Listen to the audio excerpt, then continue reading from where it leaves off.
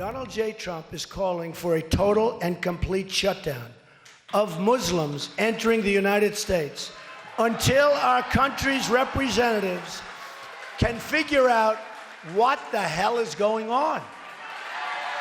What the hell is going on? There's been condemnation of Donald J. Trump's latest contribution to the national debate.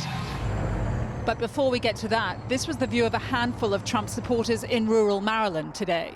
He is absolutely right. Tell me something. Who's cutting off people's heads? Who's bombing buildings? Who's bombing airplanes? It's not the Christians. It's not the Jewish. It's not the Buddhists. It's the Muslims. You got that on camera, Sport? I think we need to close the borders. Right now, we don't know who's in this country.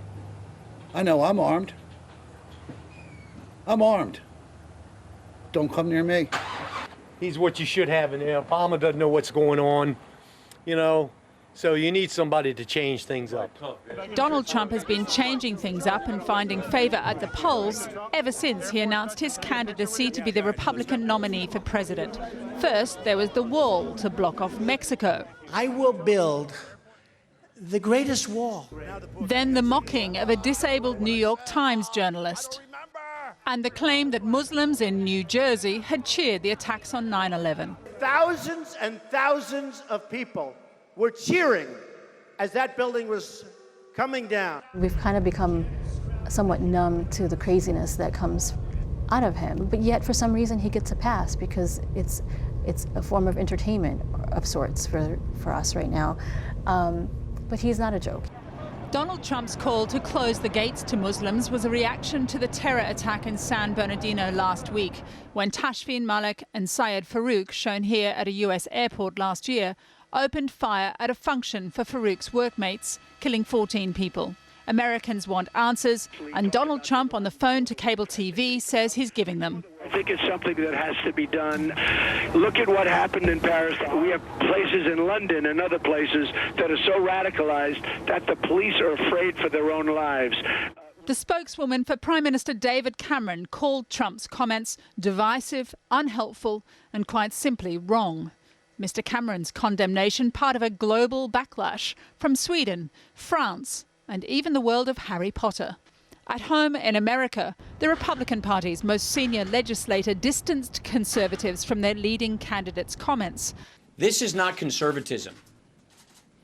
What was proposed yesterday is not what this party stands for, and more importantly, it's not what this country stands for.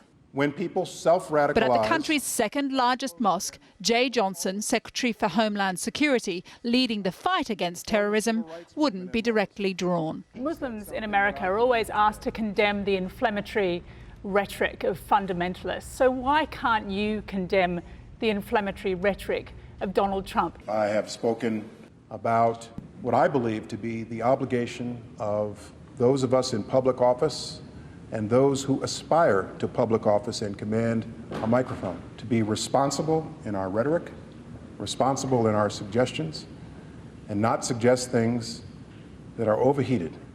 So do you condemn his words? My remarks speak for themselves. Unsure they did, the Homeland Security Secretary spoke again today denouncing Donald Trump's proposals. Imam Mohammed Majid had no hesitation, calling the comments dangerous and damaging. It's very damaging to hear a rhetoric that tried to divide Americans, us versus them. That's what exactly ISIS wants. American Muslims are newly under pressure for their faith in a country whose constitution enshrines religious freedom but can't protect them from Donald Trump's pitch for the presidency.